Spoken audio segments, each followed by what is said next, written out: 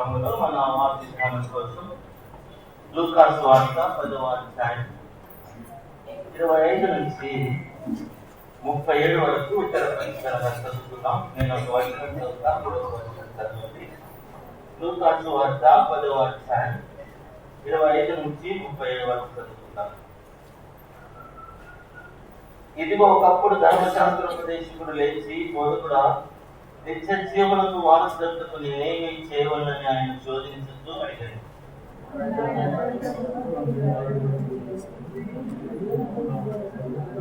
అతడు నీ దేవుడైన ప్రభువును నీ పూర్ణ హృదయంతో, నీ పూర్ణ మనసుతోనూ, నీ పూర్ణ శక్తితోనూ, నీ పూర్ణ వివేకంతోనూ ప్రేమించుకోవాలని, నిన్ను వారి నీ పొరుగు వారిని ప్రేమించుకోవాలని రాయబడుతుందని చెప్పాను.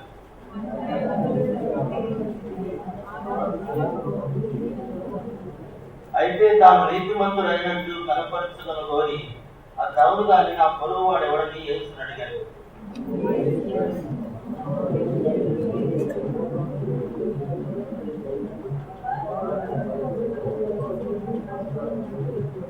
అతను చూసి ప్రక్కగా పోయాను. అలాగుండనే లేవీయుడు కూడా ఆ చోటికి వచ్చి ప్రక్కగా పోయాను.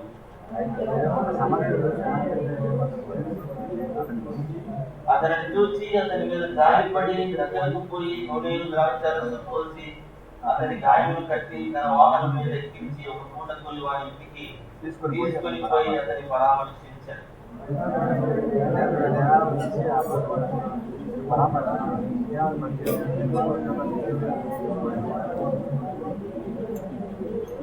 కాగా దొంగల చేతిలో చిక్కిన వానికి ఈ ముగ్గురిలో ఎవడు పొరుగువాడాయనని నీకు తోచున్నదని యేసు అడగగా, అతడు అతని మీద జాలిపడ్డవాడే అని. క్రీడాని యొక్క వాక్య భాగంలో మనం చూసినట్లయితే మరి యేసు ప్రభువారు యొక్క ఉపమానం చెబుతున్నట్టుగా మనం చూస్తా ఉన్నాం. ఒక రోజున యేసు ప్రభువారి దగ్గరికి ఒక ధర్మశాస్త్రోపదేశకుడు వచ్చి ఆయనతో అన్నాడు కదా, ఏమన్నా చెప్పండి, నిత్య జీవనకు వారసులకు నేనేమి చేయవలని చెప్పి యేసు ప్రభువారిని అడిగినట్లుగా అప్పుడు యేసు ప్రభువారు ఏం చెప్పారంటే, మరి దేవుని యొక్క వాక్యం ఏం బోధిస్తుంది అని చెప్పినప్పుడు మరి ఆ యొక్క మరి ధర్మశాస్త్రోపదేశకుడు దాని చక్కగా చెప్పాడు ఏంటంటే, నీ దేవుడైన యెహోవాని పూర్ణ హృదయంతో, పూర్ణ ఆత్మతో, పూర్ణ మనసుతో, పూర్ణ వివేకంతో సేవించాలి, నిన్ను వరని పొరుగువాన్ని సేవించమని చెప్పినప్పుడు యేసు ప్రభువారు చాలా చక్కగా చెప్పావు, నువ్వు ఆరాధన చేయమన్నప్పుడు ధర్మశాస్త్రోపదేశకుడు అంటున్నాడు, కానీ ఇంకా నీతిమంతుని అనిపించుకోవాలని చెప్పి నా పొరుగు వాడు ఎవడని చెప్పి యేసు ప్రభువారు ఒక ప్రశ్న వేసినట్టుగా మనం చూస్తాం. అప్పుడు యేసు ప్రభువారు ఈ ఉపమానం చెప్పినట్టుగా మనం చూస్తా ఉన్నాం. ఒక మనుషుడు యెరూషలేము నుంచి ఎరికోకు దిగిపోవచ్చుండగా దొంగల చేతిలో చిక్కాడు.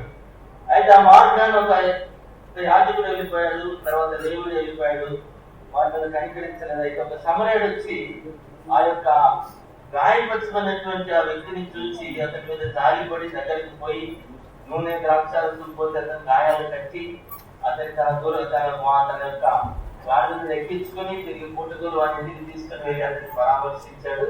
మరి ముగ్గురు అతనికి పొరుగువాడు ఎవడని చెప్పినప్పుడు ఎవరని అడిగినప్పుడు అతనికి సహాయం చేసిన వాడే అన్నప్పుడు యేసు ప్రభువు అన్నాడు కదా, నీవు కూడా ఆ రీతిగా వెళ్ళి మరి నువ్వు చేయమని చెప్పి యేసు ప్రభువు ఆ వ్యక్తిని పంపించినట్టుగా మనం చూస్తా ఉన్నాం. పిల్లలకి మనం చూసినట్లయితే నిత్య జీవములకు వారసులకు ఏమి చేయాలి అని చెప్పినప్పుడు చూడండి, రెండు విషయాలు దేవుడి దగ్గర జ్ఞాపకం చేస్తాం. ఒకటి, నీ దేవుడైన యెహోవాని పూర్ణ హృదయంతో, పూర్ణ ఆత్మతో, పూర్ణ మనసుతో, పూర్ణ వివేకముతో సేవించాలి. ఆ తర్వాత నిన్ను వారిని పొరుగువాన్ని ప్రేమించాలి అని చెప్పి రెండు ఆజ్ఞలు జ్ఞాపకం చేసుకున్నట్టుగా మనం చూస్తా ఉన్నాం. చూడు, దేవునికి ఆజ్ఞలు చూసినప్పుడు మోషేకి ఇచ్చినటువంటి 10 ఆజ్ఞలు మనం ఒకవేళ ఆలోచన చేస్తే మొదటి 4 ఆజ్ఞలు దేవుని ప్రేమించమని చెప్తాయి. ఆ తర్వాత మిగతా 6 ఆజ్ఞలు ఏం చూపిస్తున్నాయంటే పొరుగువానికి ఇచ్చిన మాటలు రాయబడినట్టుగా మనం అక్కడ చూస్తా ఉన్నాం. కాబట్టి ఆ రీతిగా మరి 10 ఆజ్ఞల్ని 2 ఆజ్ఞలుగా కుదించినట్టుగా దేవునికి వాక్యంలో మనం చూస్తా ఉన్నాం. అదే నూతన నిబంధనకు వచ్చిన తర్వాత యేసు ప్రభువారు కూడా ఈ 2 విషయం చాలా జాగ్రత్తగా బోధిస్తూ వచ్చినట్టుగా మనం చూస్తా ఉన్నాం. మరి ధర్మశాస్త్రోపదేశకుడు కూడా చాలా చక్కగా కుదించి ఆ 2 ఆజ్ఞలు ప్రభుకి చెప్పినప్పుడు నువ్వు చాలా చక్కగా ప్రవర్తిస్తున్నావు అని చెప్పినప్పుడు వాడు ఇంకా నేను నీతిమంతుడని తెలుసుకొని కోరి ఏం చేశాడు చెప్పండి, ఆ అతను నేను నీతిమంతుడని చూపించుకొని ఏం చేశాడు అనమాట. అయితే నా పొరుగువాడు ఎవడని చెప్పి అడిగినట్టుగా మనం చూస్తా ఉన్నాం. హూ ఇస్ మై నైబర్, నా పొరుగువాడు ఎవడని అడిగినప్పుడు యేసు ప్రభువారి ఉపమానం చెప్పినట్లుగా మనం చూస్తా ఉన్నాం. కాబట్టి ఈ ఉపమానాన్ని గురించి ఆలోచన చేసినప్పుడు మరి దీన్ని ఉపమానం అంటాం కదా, గుడ్ సమరైజన్ స్టోరీ అంటారు కదా, మంచి సమరయని కథ. ఇది మంచి సమరయని గురించినటువంటి కథ. ఈ యొక్క వాక్య భాగంలో మనం చూసినట్లయితే మరి యేసు ప్రభువారు దేనికి ప్రాధాన్యత ఇచ్చారు అని మనం ఆలోచన చేస్తే, మరి దేవుని అందరూ ప్రేమిస్తారు, దేవునికి మరి ప్రార్థన చేస్తారు, దేవునికి చేయవలసిన కార్యాలు చేసేవారు ఉంటారు. అయితే చాలా సార్లు మన జీవితాల్లో మన పొరుగు వారిని మనం మర్చిపోతుంటాం అనేటువంటి సంగతి యేసు ప్రభువారు జ్ఞాపకం చేస్తా ఉన్నారు. చూడండి, ధర్మశాస్త్రోపదేశుడు అంటే ఆ యొక్క ధర్మశాస్త్రం అంతా కూడా ఖచ్చితంగా కంఠస్థం చేసినటువంటి వ్యక్తి. ఆ తర్వాత ధర్మశాస్త్రం అంతా కూడా అనుసరిస్తున్నట్టుగా తాను ఒప్పుకున్నాడు. అయితే యేసు ప్రభువు దగ్గరికి వచ్చినప్పుడు ఇంకా నీ నీతిమంతుడని తాను కనపరుచుకొని యేసు ప్రభువుని ప్రశ్న వేస్తున్నాడు. ఏంటంటే నీ నా పొరుగువాడు ఎవడని చెప్పి ఆయన ప్రశ్న వేసినట్టుగా మనం చూస్తా ఉన్నాం.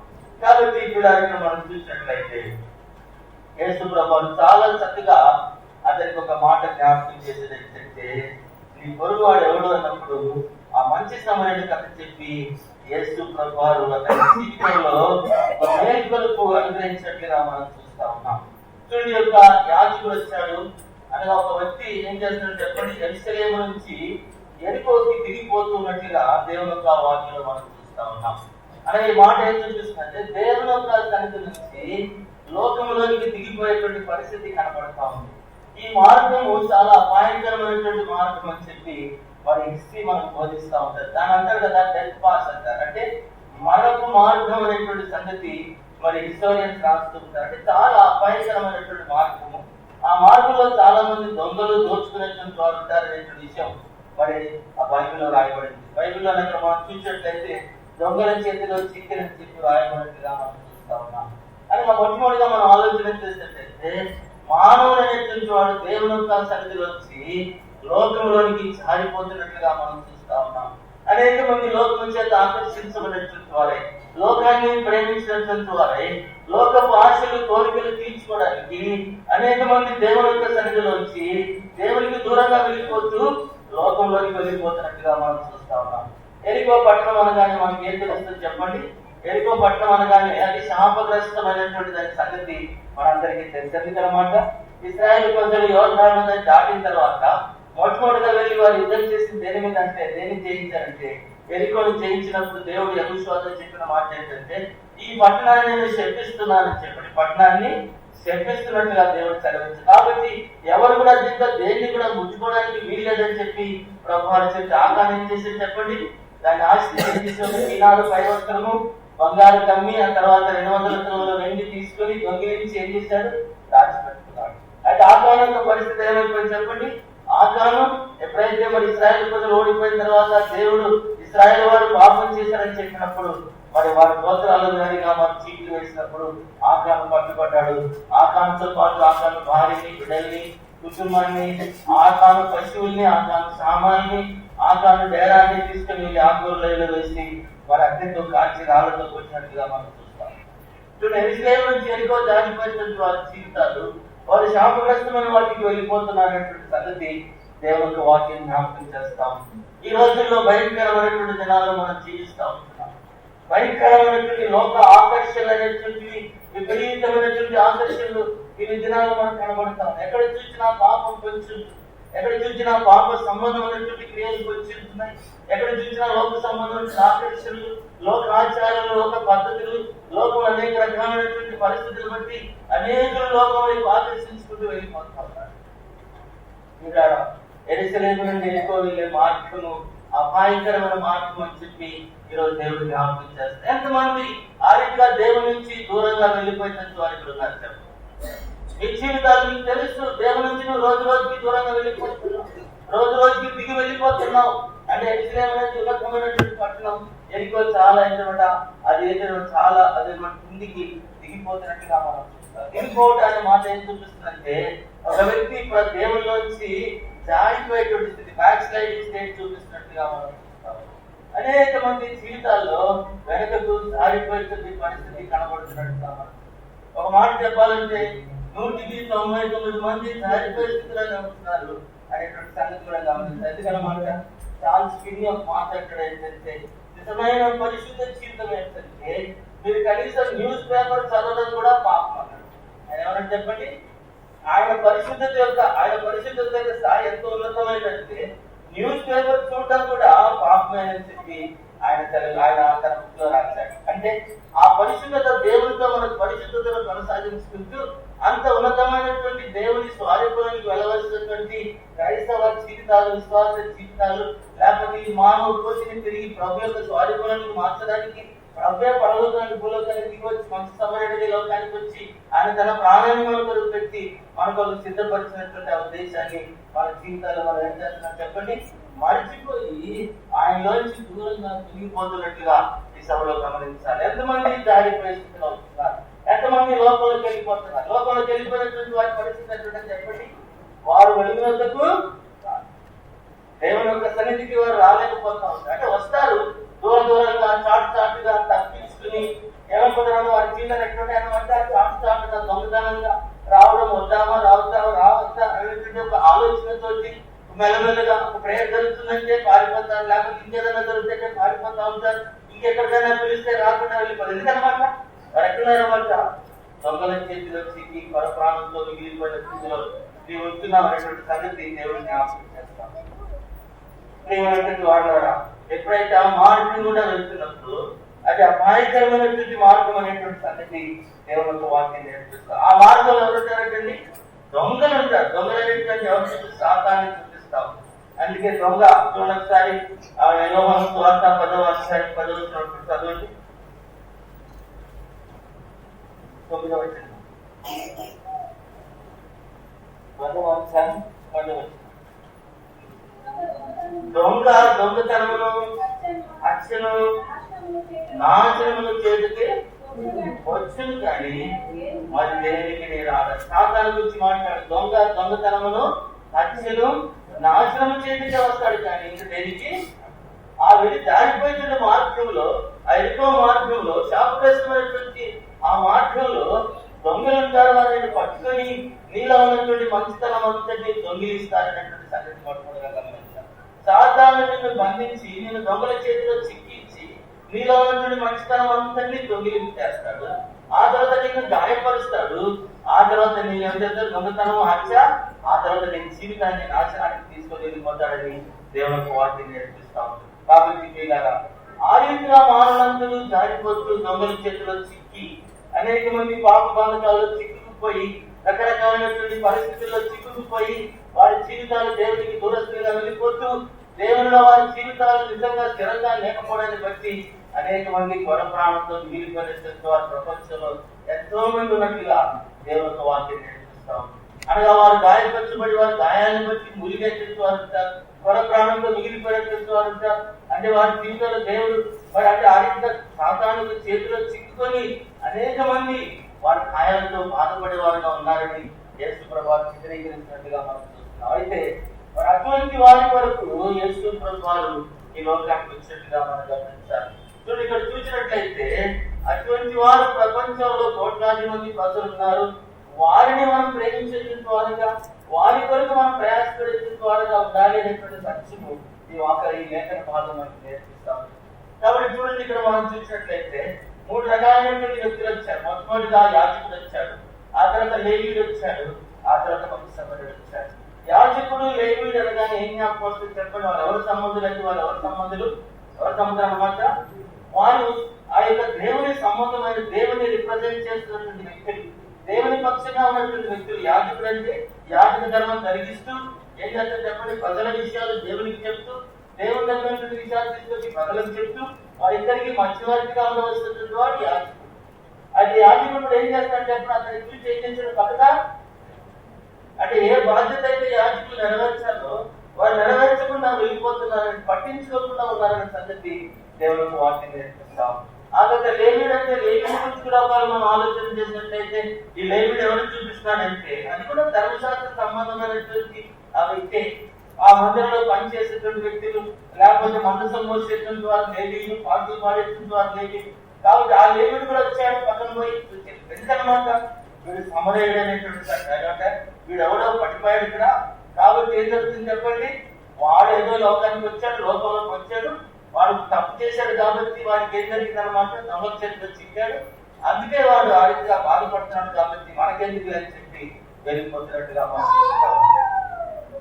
మన జీవితంలో అనేక మంది, కోట్లాది మంది ప్రజలు సాధారణ చేతిలో చిక్కి బంధించబడినప్పటికీ, అనేక మంది యాజకులు లేచి ఉన్నప్పటికీ వారి జీవితాల్లో వారు పట్టించుకోని స్థితిలో ఉన్నారనే సంగతి యేసు ప్రభువు వారు జ్ఞాపకం చేస్తా ఉన్నారు. వాస్తవంగా ప్రతి రక్షించబడినటువంటి వ్యక్తి ఏ కోపం చెందినటువంటి వ్యక్తి చెప్పండి, రక్షించబడిన వ్యక్తి మాట చదవండి. 1 పేతురు 2వ అధ్యాయం 9వ వచనం చదవండి. పేతురు రాసిన 1వ పత్రిక 2వ అధ్యాయం 9వ వచనం. అయితే మీరు చీకటిలో నుండి ఆశ్చర్యకరమైన తన వెలుగులోనికి మిమ్మల్ని పిలిచిన వాని గుణాతిశయాలను ప్రచురము చేయ నిమిత్తము ఏర్పరచబడిన వంశమును, రాజులైన యాజక సమూహమును, పరిశుద్ధ జనమును, దేవుని సొసైన రక్షణ ఉన్నారు. ఎవరన్నాడు ప్రభు? ప్రతి రక్షించబడినటువంటి వ్యక్తి యొక్క జీవితం ఏదైతుందని చెప్పండి. మీరు ఆశ్చర్యకరమైన వెలుగులోనికి మిమ్మల్ని పిలిచిన వారి గుణాతిశయములను ప్రచురం చేయ నిమిత్తం ఏర్పరచబడిన వంశమును, రాజులైన యాజక సమూహమును, దేవుని సొత్తైనటువంటి రాజులైనటువంటి యాజక సమూహం. యాజకుడు చేయవలసిన పని ఏంటంటే దేవుని గుణాతిశయాలు, దేవుని ప్రేమను ఈ లోకంలో నశించిపోయి సాతాను చేత బంధించబడినటువంటి అనేకుల కొరకు మనం ప్రయాసపడి దేవుని ప్రేమను వారికి చెప్పవలసిన బాధ్యత ప్రతి విశ్వాసం ఉన్నట్లుగా గమనించాలి. అయితే ఈ రోజులు ఏమైపోయింది చెప్పండి, ఎవరు మట్టుకు వారు స్వార్థంతో మిగిలిపోయినటువంటి వారు, ఏమాత్రం పట్టించుకోలేనటువంటి వారుగా, ఏమాత్రం భారం లేనటువంటి వారుగా ఉన్నారు. కానీ పేరేంటి? యాజకుడు లేవుడని పెంచుకొని మేము విశ్వాసం అని పిలువబడుతూ కూడా ఒకవేళ సాతాను చేతిలో చిక్కబడి అనేక మంది నశించిపోతున్నటువంటి వారు, అనేక మంది పరప్రాణంతో మిగిలిపోయినటువంటి వారు, అనేక మంది గాయాల చేత బాధపడుతూ మూలుగుతున్నటువంటి వారి మూలుగులు వినలేనటువంటి విశ్వాసాలు అనేక మంది ఉన్నారని ఈరోజు దేవుడు జ్ఞాపకం చేస్తా ఉన్నారు. ఎంతమంది ఆ రీతిగా జీవిస్తా ఉన్నారు. ఇందాక మహారాజంలో కృష్ణ మాట్లాడుతున్నాడు కదా, ఏమన్నా తీసుకుంటే నా మధ్యకి తర్వాత నా ఫ్రెండ్స్ అంగీకరిస్తారు. అది వాస్తవం చెప్పాడు కరెక్ట్ గా. అంటే ఏమైపోయిందంటే మనమంతా ఏం చేస్తాం చెప్పండి, మనకి ఏదో చిన్న సర్కిల్ తీసుకొని ఆ సర్కిల్ వరకే పట్టించుకుంటారు, కానీ దాని అవతల ఉన్న వారి సంగతి మనం అసలు ఏమాత్రం కూడా వీడు ధర్మశాస్త్రోపదేశకుడు యేసు ప్రభువుని అడుగుతున్నాడు కదా, అయితే నా పొరుగువాడు అంటే అప్పటికే తన మనసులో ఏమంటున్నాడు, నేను చాలా గొప్పవాడిని, నీతిమంతుని, ధర్మశాస్త్రం అంతా నెరవేర్చేస్తున్నాను, పరలోకం నాదే, నేనే ఉంటానని అనుకుంటూ అనేక రకాలైనటువంటి స్వనీతి జీవితంతో అనగా తాను ఎంతో బుద్ధిపడని, నిష్టపడని, లేక రకరకాలుగా తన ఆలోచన చేస్తూ ప్రభుని ప్రశ్న వేస్తున్నట్టుగా మనం ప్రియమైన వారు యేసు ప్రభువు చాలా చక్కగా ఆ మాట చెప్పాడు. ఏంటంటే ఈ యొక్క మంచి సమరయుని గురించి చెప్పి వారి ముగ్గురు గురించి చెప్పినట్టుగా మనం చూస్తున్నాం. ఈ ముగ్గురులో ఎవరైనా నీకంటే సమరయుడు ఏం చేసేది చెప్పండి, ఒక సమరయుడు మార్గాన్ని వచ్చినట్టుగా మనం చూస్తున్నాం. ముందు యాజకుడు వెళ్ళిపోయాడు, తర్వాత లేవీయుడు వెళ్ళిపోయాడు, ఏమాత్రం పట్టించుకోలేదు. ఒక మంచి సమరయుడు మార్గాన్ని చూసి వెళ్తే ఏం చేసేది చెప్పండి, అతన్ని చూచి అంటాడు. మొట్టమొదటి ఎవరైందండి, అతన్ని చూచి. రెండవ మాట ఏమైనా అతని మీద సాయపడ్డాడు. మూడవ మాట ఏమైనా అతని దగ్గరకు అతన్ని చూచాడు, అతని మీద జారిపడ్డాడు, అతని దగ్గరకు పోయి అతన్ని పరామర్శించి ఏం చేశాడంటే నూనె ద్రాక్షారసం పోసి అతని గాయాలన్నీ కట్టాడు.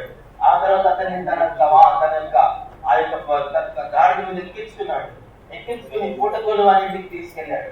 ఇంటికి తీసుకెళ్లి ఆ పూటకోలు వాళ్ళ ఇంటికి అక్కడ అప్పగించి అక్కడ 2 దేనాలు ఇచ్చాడు. దేనాలు ఇచ్చిన తర్వాత ఇంకేమన్నా ఖర్చు అయినట్లయితే నేను మరలా వచ్చి ఆ డబ్బులు చెల్లిస్తానని చెప్పి అప్పగించి వెళ్ళిపోయినట్టుగా మనం చూస్తాము. వీళ్ళు అది ఏం చూపిస్తుందంటే సహోదర ప్రేమ, నిన్ను వాళ్ళని పొరుగువాన్ని ప్రేమించు అనే మాటకి యేసు ప్రభువు ఉపమానం చెప్పినట్టుగా మనం చూస్తా ఉన్నాం. వీళ్ళ మన పొరుగువాన్ని ప్రేమించాలి. ఏ రీతిగా ప్రేమించాలి చెప్పండి, ఏ రీతిగా ప్రేమించాలి? నిన్ను వల్లే నీ పొరుగువాన్ని ప్రేమించాలంటే నువ్వే భోజనం తినాలనుకుంటే నీ పొరుగువాడ భోజనం తినాలి, ఆ భోజనం పెట్టగలిగేటువంటి మనం కలిగి ఉండాలి.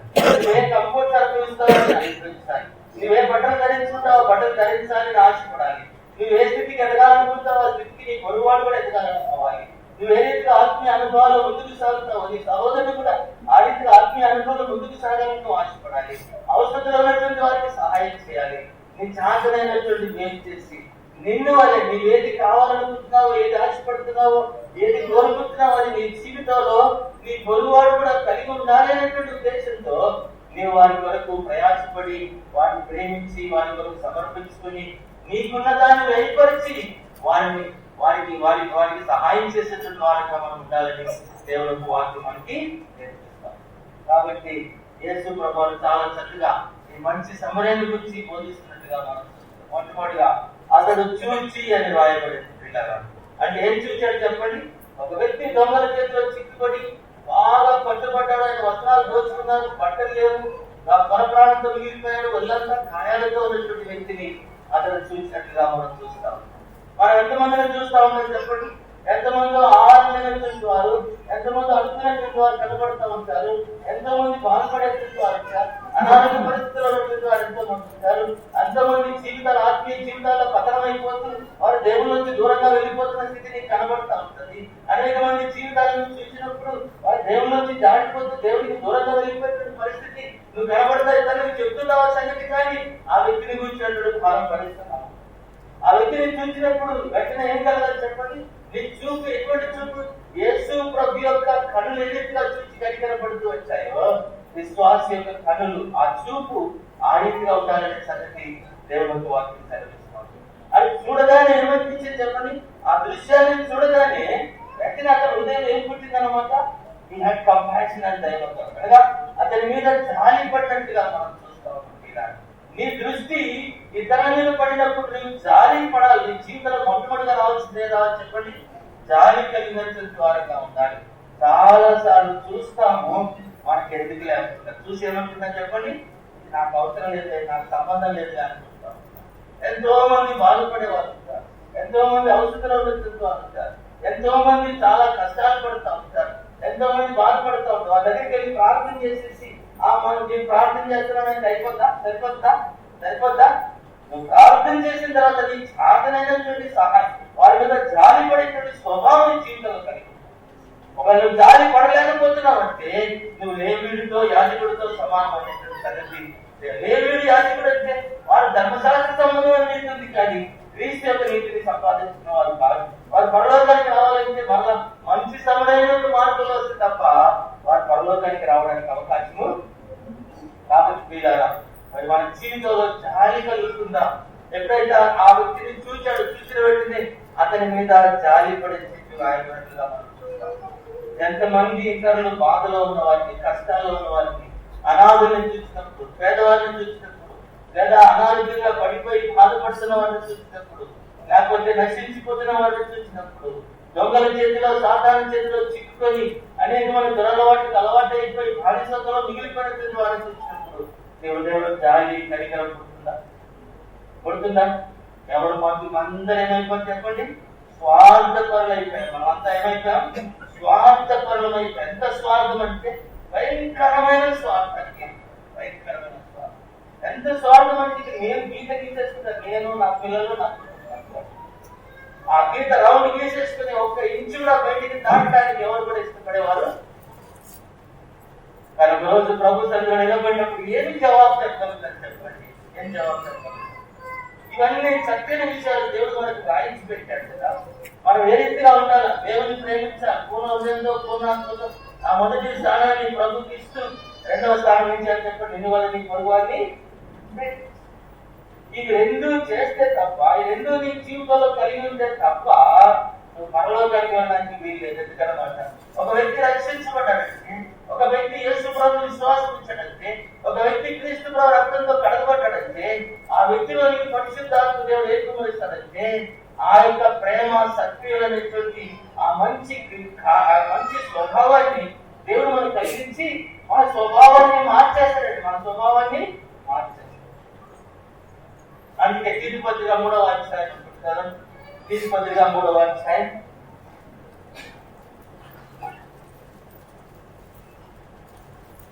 తీర్పుపత్రిక 3వ అధ్యాయం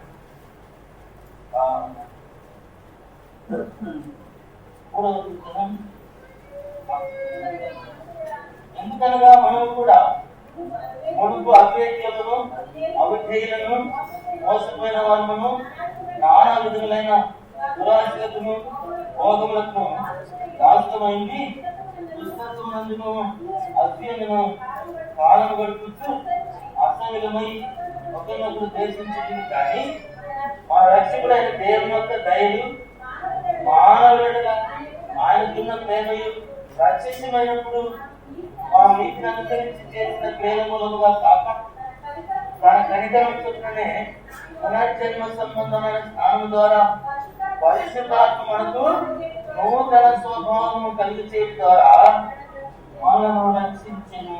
ఏమని చెప్పండి, ఒకప్పుడు మనం కూడా పాపల చేత, అపరాధ చేత చెడిపోయిన స్వభావం కలిగిన వారిని దేవుడు ఏం చేసేది చెప్పండి?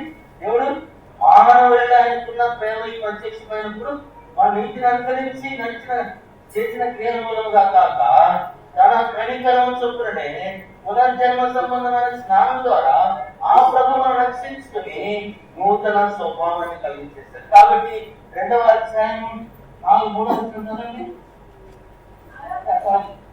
2వ అధ్యాయం 14. ఆయన సమస్త దుర్నీతి నుండి మనల్ని మోచించి సత్క్రియలందు ఆసక్తి కలిగిన ప్రజలను తన కోసం పవిత్రపరుచుకొని తన సొత్తుగా చేసుకొని తనను తానే మన కొరకు అప్పగించుకొని అంటారు. ఎందుకంటే యేసు ప్రభువు ఏం చేశారు చెప్పండి? ఏం చేశారు?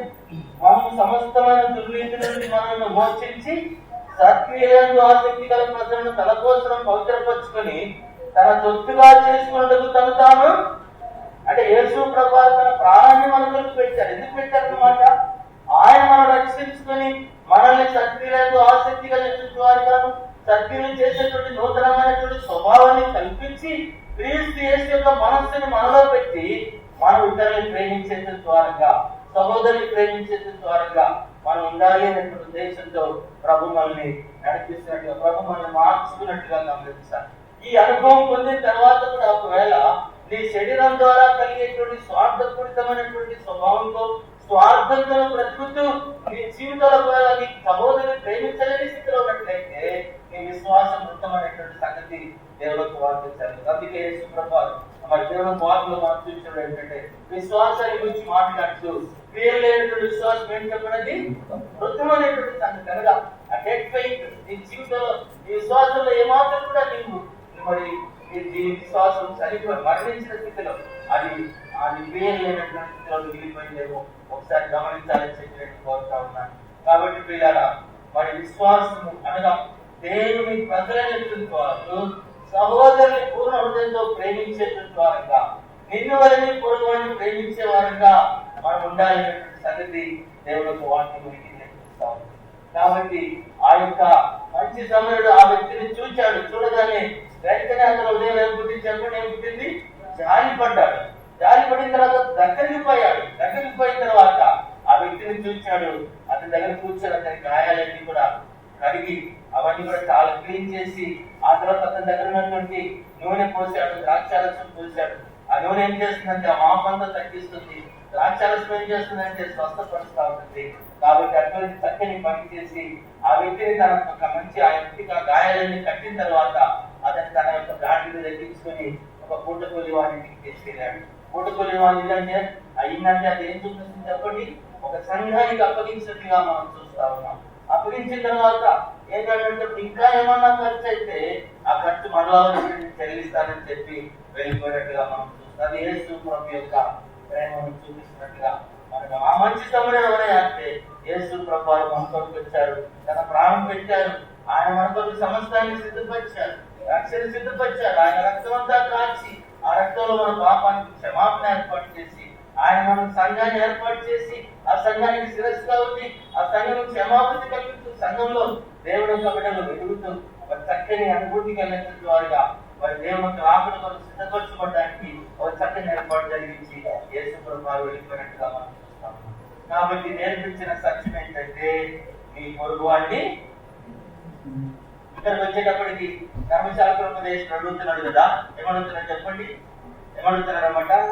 అయితే నా పొరుగువాడు ఎవడని అడుగుతా ఉన్నాడు. చెప్పండి మరి మన పొరుగువారు ఎవరెవరు చెప్పండి. మన పొరుగువారు ఎవరన్నా ఎవరు మన పొరుగువారు. Who is our neighbours? ఎవరు చెప్పండి? మొట్టమొదటిగా నీ వచ్చే సంఘములో నీ సహోదరులు, నీతో కలిసి ఆరాధించే వారందరూ కూడా నీ సహోదరులు, నీ పొరుగువారు. కాబట్టి ఏం చేయాలి చెప్పండి? ఏం చేయాలన్నమాట? మొట్టమొదటిగా సంఘంలో ఉన్నటువంటి వారి కొరకు మనం ఏం చేయాలి? వారిని ప్రేమించేట ద్వారాగా మనం ఉండాలి. సంఘంలో ఉన్నటువంటి వారిని ప్రేమించేట ద్వారాగా మనం ఉండాలి, ప్రేమించే వారంగా ఉండాలి. సంఘంలో ఉన్నటువంటి వారికి అవసరాలు గుర్తించి వారికి మేలు చేసేట ద్వారాగా మనం ఉండాలని దేవుని వాక్యం సెలవిస్తాము. అందుకే సంఘాన్ని గురించి రాస్తూ మరి కొలెస్సే పత్రికలో కానీ లేకపోతే మరి ఎఫ్ఎస్సి పత్రికలో కానీ రాస్తూ చాలా చక్కగా మరి సంఘం యొక్క క్షేమాభివృద్ధి కలగడానికి అనేకమైనటువంటి విషయాలు దేవునికి వాటిలో రాయబడినట్టుగా మనం చూస్తా ఉన్నాం. అనేక విషయాలు రాయబడినట్టుగా మనం చూస్తా ఉన్నాం. చూడండి, ఒకటి రెండు మాటలు మనం జ్ఞాపకం చేసుకున్నాం. మొట్టమొదటిగా రోమిలకు రాసిన పత్రిక 6వ అధ్యాయం. రోమిలకు రాసిన పత్రిక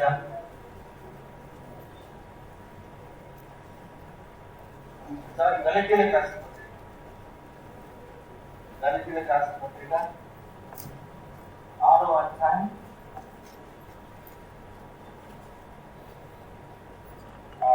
9వ వచనం చదవండి. మనము మేలు చేయటందు విసుక గీతము, మనం అనేక మేలు చేస్తేమని తగిన కాలమందు పట్టకొద్దుము. కాబట్టి మనకి సమయం దొరికిన కొలది అందరి ఎడలను విశేషంగా విశ్వాస గృహమునకు చేరిన వాటిలో మేలు చేయదు అంటాడు. మొట్టమొదటి ఎవరు చెప్పండి? అనగా నీ సహోదరుని అంటే నీ సంఘంలో ఉన్నటువంటి నీ సహోదరుని నీవు వారిని ఏం చేస్తున్నావు? వారి పట్ల మేలు చేసి విశ్వాస గృహానికి చెందినటువంటి వారికి మనమంతా మేలు చేసేవారంగా ఉండాలి. కాబట్టి విశ్వాసంగా సంఘంలో మనం ఉంటున్నామంటే దేవుడు మనకి ఇచ్చిన స్థితిని బట్టి, స్థాయిని బట్టి, మనకున్నటువంటి శక్తిని బట్టి, మనకున్నటువంటి తలాంతులను బట్టి, మనకున్నటువంటి ఆర్థిక పరిస్థితులను బట్టి మనం చేయగలిగింది ఏం చేయాలి చెప్పండి? ఎవరు సమస్యలో ఉన్నారు, ఎవరు బాధలో ఉన్నారు, ఎవరు ఏ అవసరంలో ఉన్నారో గుర్తించి విశ్వాస గృహానికి చెందినటువంటి వారికి వారిని మనం పొరుగువారుగా ఎంచి మన వల్ల మనం పొరుగువారు ఉండాలని చెప్పి ఆశించి వారికి మేలు చేసే ద్వారంగా మనము ఇక్కడికి వచ్చేటప్పటికి ప్రార్థన చేయమంటే చేస్తారు, కానీ మేలు చేయమంటే మాత్రం ఎందుకు చేయడం? ప్రార్థన చేయమంట ఏం ఉపయోగం లేదు. మీ మనసులో మేలు చేయడానికి ఇష్టం, ఇతరుల గురించి ప్రార్థన చేస్తే ప్రార్థన ఆలోచించు. కాబట్టి ప్రియులారా, అనేకమైనటువంటి మాటలు దేవుని యొక్క వాక్యంలో రాయబడినట్టుగా మనం చూస్తాం. 1 పేతురు 4వ అధ్యాయం 8వ వచనం కదండి.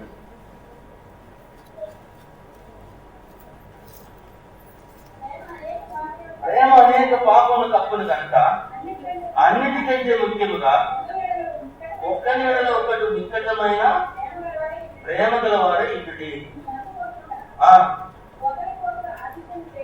తనుగు కాకుండా ఒకరికొకరు ఆతిథ్యం చేయి దేవుని నానా విధమైన కృప విషయమై మంచి గృహ నిర్వాహకులైంది ఒక్కొక్కరు కృపావరము పొందిన కొలది ఒకరికొకరు ఉపచారము చేయండి. ఒకడు బోధించినట్లా దైవభక్తులు బోధించినట్టు బోధింపవలను. ఒకడు ఉపచారం చేసినట్లా దేవుడు అనుగ్రహించి సామర్థ్యంతో చేయవలను. ఇందువల్ల దేవుడు అన్నిటిలోనూ యేసుక్రీస్తు ద్వారా మహిమపరచబడును. యుగములకు మహిమయు ప్రభావములు ఆయనకి ఇచ్చారు. కాబట్టి ఏం చేయమన్నాడు చెప్పండి? ఏమన్నాడు?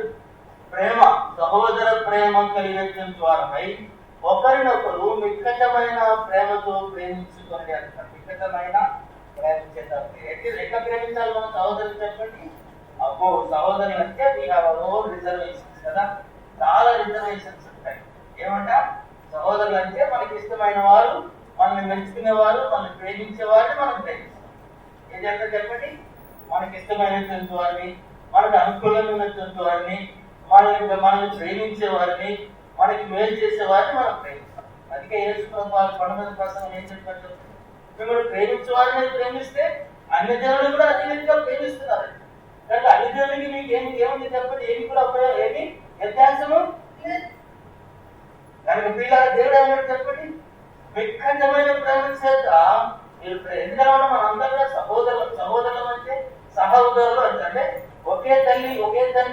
కుమారులు అనేటువంటి సంగతి మనం గమనించాలి. ఒకే తండ్రి అనగా మన తండ్రి యేసు ప్రభువారు, ఆయన ద్వారా మనం అంతా కూడా మనం ఈ లోకానికి వచ్చాం. ఆయన కుమారులు కుమార్తెలు కాబట్టి మన తండ్రి ఒకే తండ్రి కుమారులు కాబట్టి మనందరం కూడా సహోదరులు సహోదరులు. కాబట్టి సహోదర ప్రేమ అనేటువంటిది మిక్కటమైనటువంటిది. మిక్కటమైన ఏం చెప్తుంది? ఏం చెప్తుంది? చాలా గాఢమైన రీతిగా మీరు ఒకరినొకరు ప్రేమించుకునే వారుగా ఉంటారు. ఎంతమందిలో అటువంటి ప్రేమ కనబడతాం? చాలా సార్లు అటువంటి ప్రేమను మనం లేక అసలు లేదు. ప్రేమ అనేటువంటిది లేదు దినాలు. సహోదర ప్రేమ ఎవరు మంచి వారు జీవితాలంటే సంఘానికి వస్తారు, వెళ్ళిపోతారు. ఎవరన్నా ఉంటే ఏమన్నా రిలేషన్షిప్ ఉంటే మీకు ఇష్టమైన వాళ్ళతోనే కావాలి. మీకు వాళ్ళతో ముఖం చూసి మాట్లాడటం కూడా ఎంతకాలం అటువంటి జీవితం జీవిస్తారు. లేవీయులు యాజకుల్లాగా క్రైస్తవులు రక్షించబడ్డ విశ్వాసులు దేవుని బిడ్డలు చెప్పుకుంటూ ఒకవేళ మీ జీవితాల్లో సహోదర ప్రేమ లేకపోయినట్లయితే, ఒక మిగవల నీ పొరువాన్ని ప్రేమించని స్థితిలో ఉన్నట్లయితే ఎంతమంది గమనిస్తున్నారు చెప్పండి? సంఘానికి ఎంతమంది కొత్త వాళ్ళు వస్తున్నారు గమనిస్తున్నారా? ఎంతమంది గమనిస్తా ఉన్నారు? ఎంతమంది వాళ్ళతో మాట్లాడేస్తున్నారు? ఎంతమంది ఉన్నారు? వారిని ప్రేమించి పలకరించే వారు ఎంతమంది ఉన్నారు చెప్పండి? నేర్చుకోండి. సంఘం అంటే ఒక కుటుంబం అనేటువంటి, సంఘం అంటే ఒక కుటుంబం, ఒకే తండ్రి కుమారులు కాబట్టి సంఘంలో మిక్కటమైన సహోదర ప్రేమ అనేటువంటిది చాలా ఇలా సంఘంలో. అందుకే మరి విశేషంగా విశ్వాస గృహంలోకి చెందిన వారికి మేలు చేయడం చెప్పి దేవునికి వాక్యం చదివిస్తాం. ఎంతమంది ఆ రీతిగా చేయడానికి సిద్ధపడినటువంటి వారు ఉన్నారు. చాలా విషయాలు రాబట్టాయి. గలితీయులకు రాసిన పత్రిక 5వ అధ్యాయం 13వ వచనం ఉంటుంది. గలితీ 5:13. సహోదరులారా, మీరు స్వతంత్రంగా ఉన్నందుకు పిలువబడితే అయితే ఒక మాట, ఆ స్వాతంత్ర్యం శారీరక క్రియలకు హేతువు చేసుకొనక ప్రేమ కలిగిన వారై ఒకరికొకడు దాసులు అయ్యుండి. ఏమంటారు? ప్రేమ కలిగి ఒకరికొకరు ఏం చేయాలంటండి? అమ్మో, ఈ మాట మనకు అసలు నచ్చదు కదా. ఈ మాట అసలు ఏమంట? ప్రేమ కలిగి ఒకరికొకరు ఏమంటారంట? దాసులు అవుతారు. కానీ మనం ఏం చేస్తాం చెప్పండి? ఒకరికొకరు వాసీతం అంటే వాసీతం. అమ్మ ఆయనకంటే నేను గొప్పవాడిని అందరూ నన్ను గౌరవించాలి, అంతేనా? ఎంతమంది ఎంతకాలం ఈ రీతిగా ఈ వృద్ధి క్రైస్తవ జీవితం పనికిరానటువంటి విశ్వాస జీవితం జీవిస్తూ ఎంతకాలం ఈ లోకంలో సహోదర ప్రేమ లేకుండా, ఇతరులని చూడలేక, ఇతరుని గమనించలేక, ఇతరులకు అవసరం గుర్తించలేక వృద్ధి వాడే కొంచెం ఈ వృద్ధి జీవితం జీవిస్తూ బ్రతికితే ఈ సంఘము దేవుడికి మనం ఎక్కడి నుంచి వస్తుంది చెప్పండి? ఎక్కడి నుంచి వస్తుందా? ఇలాంటి సాక్ష్యం దేవుడు. ఎందుకంటే ఒక సహోదరిని ప్రేమించినప్పుడు, నీ ప్రేమ చేత ఆ బిడ్డ ఆకర్షించబడినప్పుడు, నీ ప్రేమ చేత ఆదరించబడినప్పుడు, నీ ప్రేమ చేత మేలు పొందినప్పుడు ఆ వ్యక్తి దేవుడిని చూపిస్తానని బట్టి అక్కడ దేవునికి మహిమ వెళ్ళిపోతారు. దేవునికి మహిమ కలిగిన జీవితాలు జీవించారు, చచ్చని జీవితాలు. కాబట్టి సహోదరు చాలా విషయాలు ఉన్నాయి దేవునికి వాళ్ళు, చాలా విషయాలు ఉన్నాయి దేవునికి వాళ్ళు. 1 తిమోతి 1వ అధ్యాయం 16 వస్తుంది కదండి. 1 తిమోతి 1వ అధ్యాయం 16. ఆయన నిత్య జీవ నిమిత్తము తనకు విశ్వసించబోవారికి నేను మాదిరిగా ఉండాలన్న యేసుక్రీస్తు తన పూర్ణమైన జీవన శాంతమును ఆ ప్రధాన పాత్ర నాయందు కనుపరిచినట్లు నేను కనిపరింపబడితే సకల యుగములో రాజైంది అక్షయుడును అద్వితీయ దేవునికి ఇక్కడ మాట్లాడుతున్నా దేవునికి మహిమ కలిగినట్టుగా మనం ఈ లోకంలో జీవించే ద్వారంగా ఉండాలి. దేవుడు రక్షించినాడు. ఎందుకు రక్షించినాడు చెప్పండి? మన జీవితాన్ని బట్టి దేవుడికి మహిమ కలగాలని చెప్పి దేవుడు రక్షించుకున్నాడు. కాబట్టి మనం ఆలోచన చేస్తే ఈ సమరయుడు ఏం చేశాడు చెప్పండి? వాస్తవంగా సమరయుడికి యూదులకి ఏమని చెప్పండి? యూదులు సమరయుని దగ్గరికి, యూదులు సమరయులు ఏమాత్రం సాంగత్యం చేయరు. సమరయుల ఆ మార్గం గుండా వాళ్ళ ప్రదేశం గుండా కూడా ప్రయాణం చేయరు. అంత నిష్ట అన్నమాట యూదులకి, అంత నిష్ట. కాబట్టి ఆ యూదులు కొట్టి చనివేస్తే యాజకుడు వచ్చాడు, లేవీయుడు వచ్చాడు, తన సొంత ప్రజలు పట్టించుకోలేదు. కానీ ఈ సమరయుడు ఏం చేసేటప్పుడు సమరయుడు కూడా తప్పించుకోవచ్చు. ఎవరు తప్పించుకోవచ్చు? వీడు యూదులు కదా, మనం వెళ్తే ఒప్పుకోడు. కాబట్టి నేనెందుకు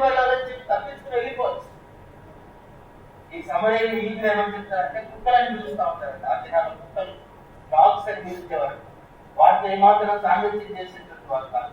ఏం జరిగిందంటే ఈ సమయ అంటే ఏం చెప్పండి, ఈ ఇశ్రాయేలు ఎప్పుడైతే 12 గోత్రాలు 2 గోత్రాలుగా చీలిపోయిన తర్వాత 2 గోత్రాలు ఒకవైపు వెళ్ళిపోయి నార్థన్ కింగ్డమ్ అంట, ఆ తర్వాత సదరన్ కింగ్డమ్ అంట. ఈ నార్థన్ కింగ్డమ్ 2 రాజ్యాలు అంటే ఏమంటారు, సోమ్రోన్ ఏం చేశారు చెప్పండి, రాజధానిగా ఏర్పాటు చేసుకున్నారు.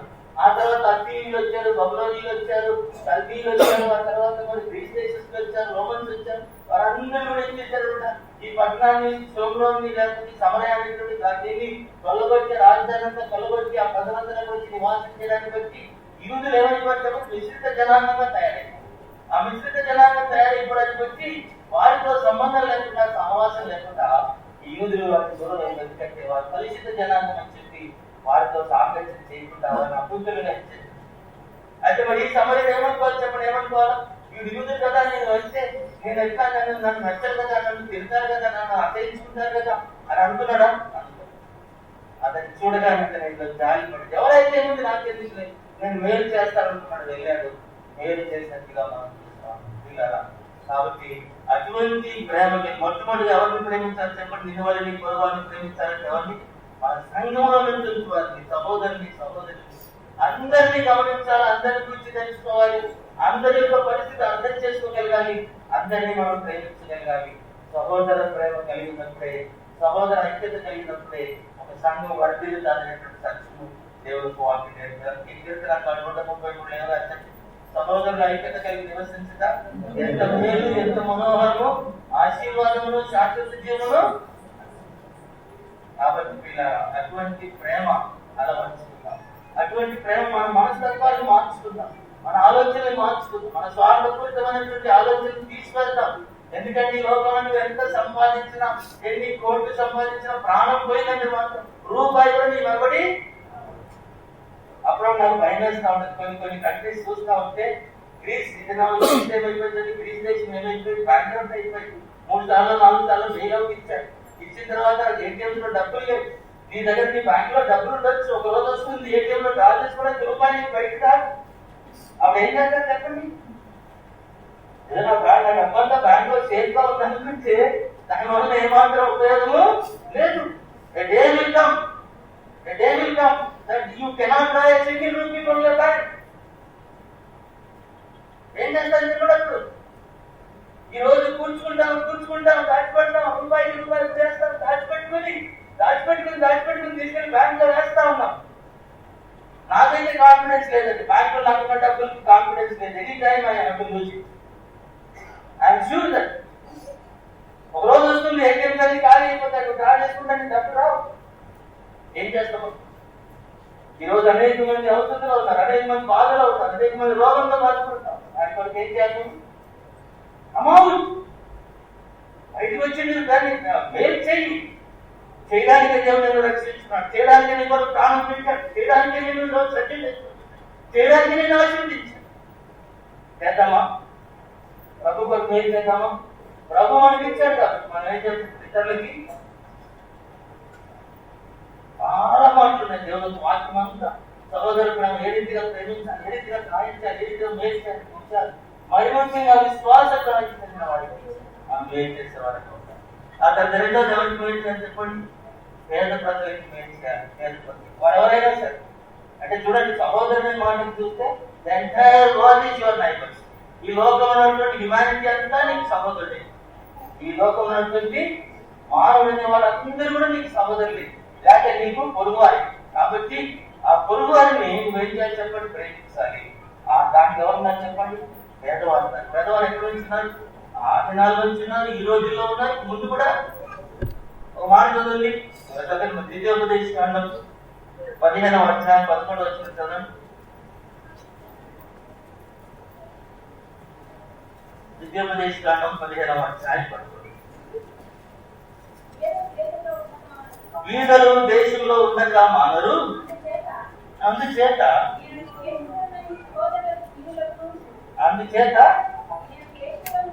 నేను దేశంలో ఉన్న నీ దేశంలో ఉన్న నీ సహోదరులకు దీనులకును అవశ్యకముగా నీ చేయి చాపాలని నీకు ఆజ్ఞాపించుతున్నాను. ఎవరైనా దేశంలో బీదలు ఉండక మానరు, అందుచేత నేను నీ దేశంలో ఉన్న నీ సహోదరులకు బీదలకును అవశ్యముగా నీ చెయ్యి చాపవలనని నీకు ఆజ్ఞాపించుతున్నాను. అవశ్యము అనే మాటకి మ్యాండేటరీ అంటారు. మ్యాండేటరీ అంటే లీగలీ బైండింగ్. మ్యాండేటరీ అంటే తప్పగా చేయవలసిన అవశ్యం. కాబట్టి నీ దేశంలో ఉన్నటువంటి బీదలకి, ప్రజలకి, సహోదరులకి నీ చెయ్యి చాపవలసినటువంటి బాధ్యత ఇట్ ఈస్ మ్యాండేటరీ. నువ్వు తప్పగా చెయ్యాలి. మేలు చేయకపోతే నేను దోషిగాని దేవునికి వాక్యం చదివిస్తాను. దేవుని దృష్టిలో దోషి. ఎందుకంటే దేవుడు ఇచ్చినటువంటి ఆశీర్వాదాలు అనుభవిస్తూ ఒకవేళ నువ్వు నిజంగా బీదల్ని కనికరించలేకపోయినట్లయితే జీవితంలో చాలా మన స్థితి చాలా దేవునికి ఇష్టం లేని జీవితం మనం జీవిస్తున్నామని దేవునికి వాక్యం చదివి ఎంతో మంది పేద ప్రజలు ఉంటారు. అవసరమైతే ఒక 10 రూపాయలు 20 రూపాయలు ఇస్తే అడుగుకునేవాడు. వాడికి భోజనం లేకపోతే రూపాయి కాదు, రూపాయి ఇస్తే ఏం ఉపయోగం లేదు. 10 రూపాయలు 20 రూపాయలు పేదవాడికి ఇచ్చేసేయండి. పేదవాడి దగ్గర ఎప్పుడు బేరమాడొస్తుంది. మాట don't bargain with the poor. చాలా కూరగాయలు వస్తాయి కదా, కూరగాయలు వస్తాయి ఇంటికి, లేదా అమ్మే వాళ్ళు వస్తారు కదా. మనం ఏం చేస్తాం చెప్పండి, వాడిని బేరమాడి లాస్ట్ వాడికి 1 రూపాయి మిగలకుండా కూడా మనం ఏం చేస్తాం, బేరమాడి వాడు ఏం చేస్తాడు, అమ్ముకోవాలి కదా, 1 రూపాయి కొరకు ఇచ్చాడు. దేవునికి వాక్యం చెప్తాం, బేరమాడదు. ఆవిడ 2-3 రూపాయలు తినేయండి, వాడు తింటాడు. 2-3 రూపాయలు చెప్తే ఇచ్చేసేయండి. నీకు సంవత్సరం ఇచ్చేసి ప్రేమటువంటి వాట పేదవాడిని కనికరించినందుకు గొప్ప ఆశీర్వాదం. మాట్లాడారు కీర్తన 41వ అధ్యాయం మొదటి మాట చూడండి. కీర్తన 41వ అధ్యాయం. బీదలను కటాక్షించువాడు ధన్యుడు. ఆపత్కాలమందు యెహోవా వారిని తప్పించును. యెహోవా వారిని కాపాడి బ్రతికించును. భూమి మీద వాడు ధన్యుడగును. వారి శత్రువుల ఇంతకు నీ వారిని అప్పగింపవు. రోగశయ్యము యెహోవా వారిని ఆదరించును. రోగము కలుగున నీవే వారిని స్వస్థపరుస్తూ అంటున్నాడు. ఏమన్నా చెప్పండి, బీదలను కటాక్షించేవాడు ధన్యుడని దేవునికి వాక్యం చదివిస్తాడు. వాడు రోగశయ్య మీద ఉన్నప్పుడు యెహోవా వారిని కటాక్షిస్తాడు. వాడిని శత్రువులకు ఇంతకు వాడిని అప్పగించాడు. వాడిని కాపాడుతాడు, దీర్ఘాయుస్తాడు, బ్రతికిస్తాడు. అంటే ఎంత మేలు దేవునికి ఉద్దేశము. మనం అందరం కూడా దీర్ఘాయుష్మంతులమై మరి ఉండాలనుకున్నట్లయితే బీదల్ని కటాక్షించే ద్వారా మనం ఉండాలని దేవునికి వాక్యం చదివిస్తాడు. ఇంకో చక్కని మాట చూడండి. మరి మన ఏమంటారు, సామెతల గ్రంథం 19వ అధ్యాయం 17వ వచ్చింది కదా. సామెతల గ్రంథం 19వ అధ్యాయం 17. బీదలను కనికరించేవాడు యెహోవాకు అర్పించేవాడంట. బీదలను కనికరించేవాడు యెహోవాకు అర్పించు. కాబట్టి ప్రియులారా, గుర్తించాలి ఎవరు అవసరం. బీదవాడంటే ఎవరు చెప్పండి, అందరి మీద వాడు. నాకంటే కోటీసులు పోతుంటే నేను బీదవాడిని. కానీ ఏం చేయాలి చెప్పండి, ఎవరైతే అవసరంలో ఉన్నారో వాడిని గుర్తించి, వాడి పేదవాడిని గుర్తించి వాడికి ఏం చేయాలి చెప్పండి, ఏం చేయాలన్నమాట, వాడిని కటాక్షించేటట్టు వాడు యెహోవాకు అర్పించేవాడు. బీదలను కటాక్షించేవాడు యెహోవాకు అర్పించేవాడు. చాలా వాళ్ళు దేవునికి వాక్యం. ఎందుకంటే పేదవాడిని ఎంచుకోవాలి. ఆ రోజులో ఉన్నారు, ఈ రోజులో ఉంటారు, ముందు కూడా ఉంటారు. కాబట్టి అటు వారిని మనం ఏం చేయాలి చెప్పండి, మన యొక్క పొరుగు వారిగా భావించుకుని, నీవే రీతిగా నిన్ను వారిని పొరుగు వారిని ప్రేమించుకున్నప్పుడు ఏది కలిగి ఉండాలనుకుంటున్న వారిగా వారికి చేసి మేలు చేసి వీళ్ళని కటాక్షించినప్పుడు దేవుడు కనికరిస్తాడు. ఆ తర్వాత మూడోదిగా మనం ఆలోచన చేసినట్లయితే మరి పరదేశుని మనం కనికరించాలి. పరదేశులు కూడా మనకు పొరుగు వారిని అని చెప్పి దేవులకు వారిని సెలవిస్తాం. అదే ద్వితీయోపదేశకాండం 10వ అధ్యాయం 19వ వచనం చదవండి. ద్వితీయోపదేశకాండం 10వ అధ్యాయం 19వ. మీరు ఐగుప్తు దేశంలో పరదేశులై ఉంచిరి కనుక పరదేశిని జాలి కనిపించండి అంటున్నాడు. జాలి చూపించమంటున్నాడు. ఎవరన్నమాట, ఒకప్పుడు ఇశ్రాయేలు ప్రజలు అంటున్నారు ఐగుప్తు దేశంలో పరదేశులుగా ఉన్నారు. కాబట్టి వారు పరదేశులుగా ఉన్నప్పుడు వారు అనేక రకాలు వారు బాధపడ్డారు, శిక్షించబడ్డారు. యోసేపు చనిపోయిన తర్వాత వారికి అనేక శ్రమలు వచ్చాయి. కాబట్టి మీరు ఒకప్పుడు పరదేశులుగా ఉన్నారు. కాబట్టి ఒకవేళ నీకు పరదేశి కనబడినట్లయితే నువ్వేం చేయాలి చెప్పండి, వారి మీద జాలి చూపించాలి. కనికరించాలి, వారికి సహాయం చేసి వారిని ఆదుకొని అవసరమైతే వారికి షెల్టర్ ఇచ్చి వారిని వాటికి సహాయం చేసే వారికి మనం ఉండాలని దేవుడు కోరుతా ఉన్నాడు. ఆ రీతిగా వారి ఆతిథ్యం చేయడం అంటారు కదా. పరదేశులకి అనేక మంది వస్తూ ఉంటారు. వచ్చిన వారందరికీ మనం ఏం చేయాలి చెప్పండి?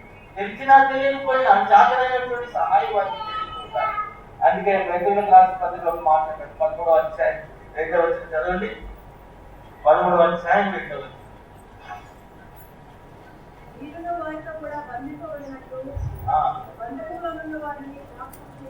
2వ క్లాస్ పత్రిక 13వ అధ్యాయం 2వ వచనం.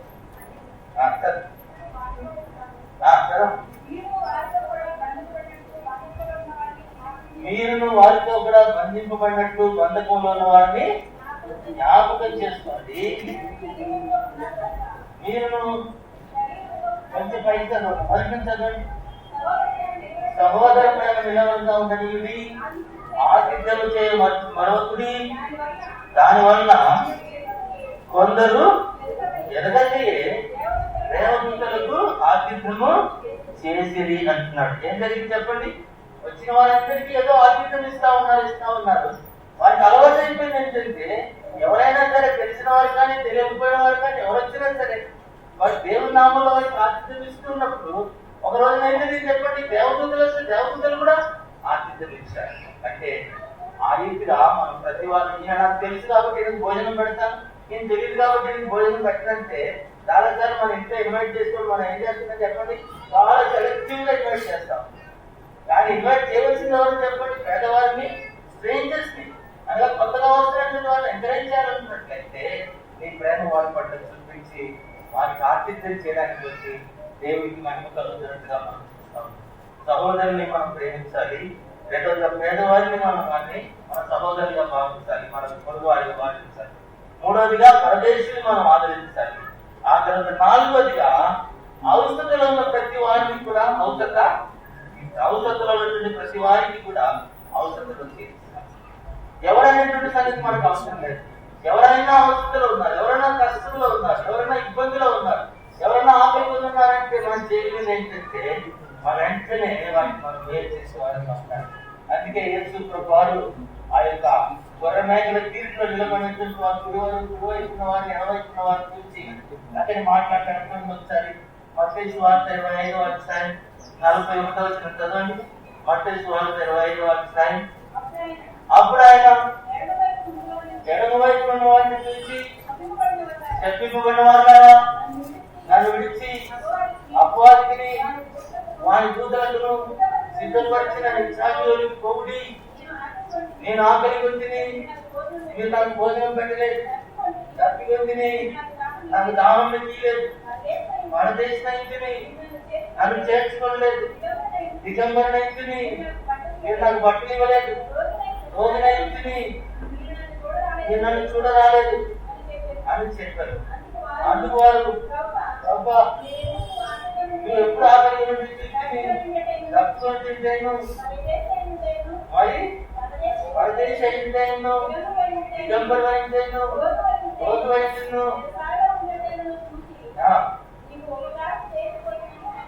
నేను చూసి నేను ఎప్పుడు చూడలేదు కదా అంటే ఏమన్నా ప్రభావం చెప్పండి.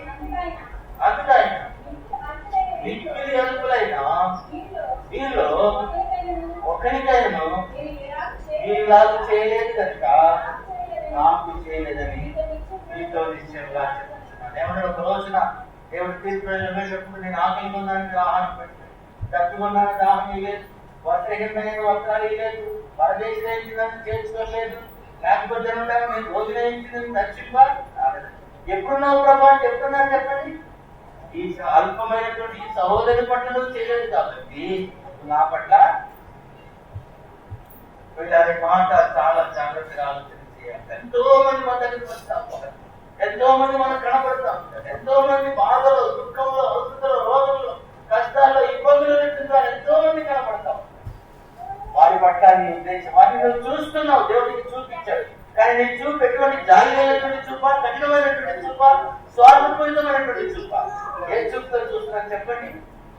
ప్రియమైన వాళ్ళ దేవుడు మాట్లాడతాం. ఎందుకంటే ఎవరైతే అవసరతలో ఉన్నారో ఎవరి అవసరతలో ఉన్నటువంటి వారి అవసరం మనం దాహం తీర్చడానికి ప్రభు మనల్ని ఈ లోకంలో నిలబెట్టాడు, ప్రేమించాడు, రక్షించుకున్నాడు, ప్రాణం పెట్టాడు, పోషించాడు, ఆశీర్వదించాడు, సమృద్ధినిచ్చాడు. అంటే ఈ జీవితంలో దేవుని ఉద్దేశం ఏంటంటే ఇతరులకు మేలు చేసే వారంగా మనం ఉండాలని నాకు కోరుతా ఉంటాడు. ఆ తర్వాత ఆ 5వ మనం ఆలోచన చేస్తే వ్యాధిగ్రస్తులు మనం ఏం చేయాలి చెప్పండి? వ్యాధిగ్రస్తులు ఏం చేయాలి చెప్పండి? ఇంతటి చదివిన వాళ్ళకి బాగుండి అంటే మనం చూస్తే నేను రోగిని నన్ను దర్శించడానికి ఎప్పుడు రోజు పడినావు అంటే మిగిలి అనుకున్నటువంటి ఈ వీడు ఈ ఒక్కరిలో వాటిలో బాగున్నప్పుడు నువ్వు వెళ్ళలేదు. కాబట్టి ఎవరైనా రోగంలో ఉన్నప్పుడు, కష్టంలో ఉన్నప్పుడు మనం ఏం చేయాలి చెప్పండి? చాలా సార్లు మనం వింటాం, కానీ కనీసం వాటిని దర్శిద్దాం, వాళ్ళ దగ్గరికి వెళ్దాం, వాటిని పట్టించుకుందామంటే మాత్రం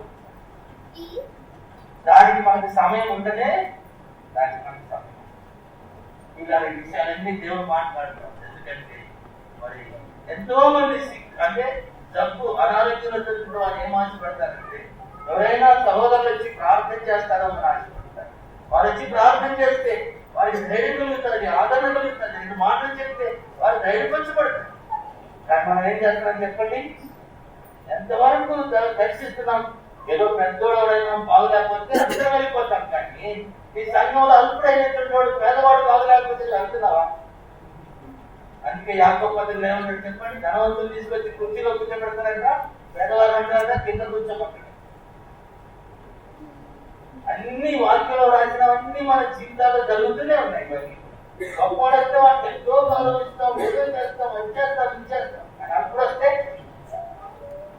ప్రియమైన మాట్లాడాలి, దేవుడు మాట్లాడుతూ ఉన్నాడు. జీవితాలు ఇవన్నీ నేర్చుకోవాలి. ముందు రెస్పెక్ట్ ఇవ్వాల్సినటువంటి ఈ లోకంలో దీనుడైనటువంటి వాడికి, పేదవాడికి, ఈ లోకంలో ధృవీకరించబడినటువంటి వాడికి నువ్వు గౌరవం ఇచ్చి, వాడిని ప్రేమించి, ప్రేమతో మాట్లాడి, ఆదరించి, మేలు చేసి, సహాయం చేసి, నీ చేతనైనటువంటిది నువ్వు అందించవలసిన బాధ్యత ప్రతి విశ్వాస మీద ఉన్నట్లుగా దేవుడు అది నీ పొరుగు వాడిని చెప్పి దేవుడు జ్ఞాపకం చేస్తారు. ఎంతో మంది అనారోగ్యంగా బాధపడుతూ ఉంటారు. ఎంతమంది వెళ్ళి దర్శిస్తారు చెప్పండి? ఎంతమంది వెళ్ళి ప్రార్థన చేస్తున్నారు? కొన్ని కనీసం ఎంతమంది వారి గురించి వ్యక్తిగతంగా ఇంట్లో ప్రార్థన చేసేవారు ఎంతమంది ఉన్నారు? ఇలా ఆలోచన చేయకపోయినట్లయితే బ్రహ్మాండ తన ఈ రోజునే ఇంటిని మిమ్మల్ని దర్శింపడానికి. కాబట్టి అపవాదికి వారి అనుచరులకు సిద్ధపరిచినటువంటి నిత్యాగ్యులకు నువ్వు అంత కఠినమైనటువంటి శిక్ష దేవుడు వాటిలో రాయించిపెట్టినట్టుగా మనం చూస్తాం. ఆఖరిగా మనం చూస్తే ఇంకోటి ప్రేమించాలి చెప్పండి? ఎవరు ప్రేమించాలి? శత్రువుని ప్రేమించాలి. ఎవరు ప్రేమించాలి? శత్రువుని ప్రేమించాలి. నిన్ను హింసించు వారిని నువ్వు ప్రేమించాలి. నిన్ను బాధ పెట్టినటువంటి వారిని నువ్వు ప్రేమించాలి. నీకు వ్యతిరేకంగా నిన్ను బాధపెట్టి, నిన్ను గుర్తుపెట్టి, నిన్ను అవమానపరిచేటువంటి వారిని నువ్వు ప్రేమించాలి. అది దేవుని యొక్క వాక్యం. పాత నిబంధనలు ఏమన్నా ఖండిస్తాను, పండించబడ్డాను.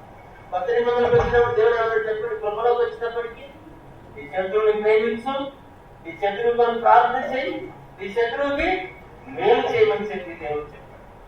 ఒక మాటతో చూడండి, మత్తయి సువార్త 6వ అధ్యాయం 44వ వచనం చదవండి. 6వ అధ్యాయం 44వ వచనం. మత్తయి మాథ్యూ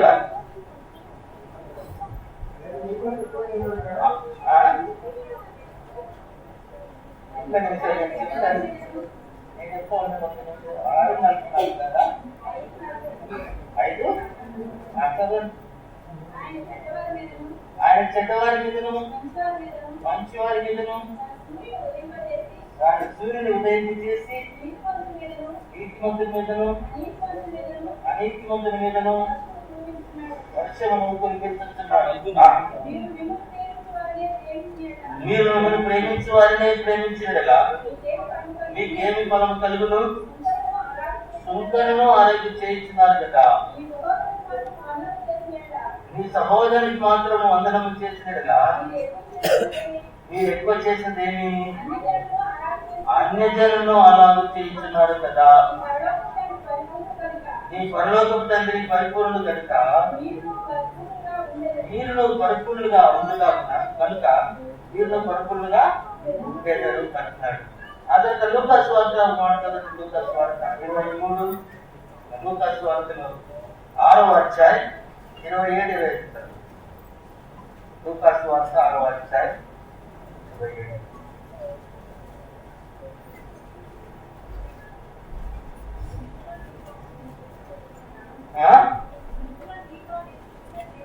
వినుచున్న మీతో నేను చెప్పినదేమనగా, మీ శత్రువులను ప్రేమించుడి, మిమ్మల్ని ద్వేషించే వారికి మేలు చేయి, మిమ్మల్ని శత్రువు వారిని దీవించుడి, మిమ్మల్ని బాధించే వారి వరకు ప్రార్థన చేయండి. నేను ఒక చెంపు వారిని వైపునకు రెండవ చెంపు కూడా దిప్పు, నీ పైబట్టి ఎత్తుకొని పోవానికి అంగిని కూడా ఎత్తుకొని పోకుండా దగ్గరిపోమంటున్నాను. నీ శత్రువుని ప్రేమించండి, నీ శత్రువుకి మేలు చేయండి, నీ శత్రువు కొరకు నేను ప్రార్థన, నేను బాధపెట్టే వారికి వారి కొరకు మేలు చేయమంటామంటే. కాబట్టి యేసు ప్రపాదించిన ఈ కొండ మీద ప్రసంగం అమూల్యమైనటువంటి ప్రసంగం.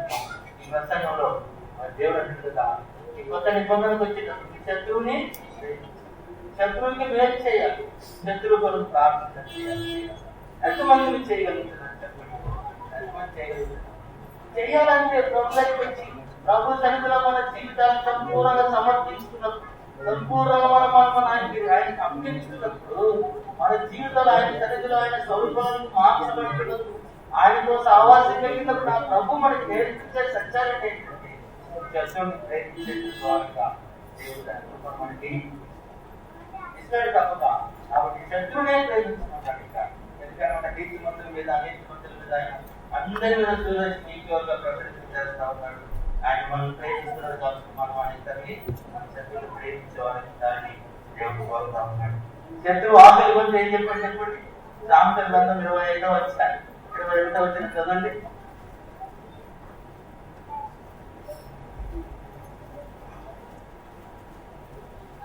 సామెతలు 25:20.